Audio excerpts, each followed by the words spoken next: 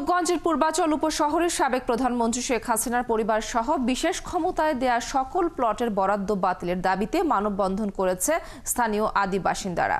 শনিবার দুপুরে পূর্বাচল ১১ নম্বর সেক্টরের পড়শি এলাকায় এই মানববন্ধন করা হয়। এতে স্থানীয় আদি বাসিন্দারা বলেন, রাজুকের আইন অনুসারে যাদের জমি অধিগ্রহণ করা হয়েছে তারা অগ্রাধিকার ভিত্তিতে প্লট পাবেন, কিন্তু এখনো ক্ষতিগ্রস্ত ৬০ ভাগ আদি বাসিন্দাকে প্লট বরাদ্দ দেওয়া হয়নি। গত ১০ বছর ধরে আদি বাসিন্দাদের প্লট বরাদ্দ বন্ধ রয়েছে, অথচ এ সময়ে বিশেষ ক্ষমতায় সাবেক প্রধানমন্ত্রী শেখ হাসিনা ও তার পরিবারের সদস্য সহ ১,০০০-এরও বেশি প্লট দেওয়া হয়েছে।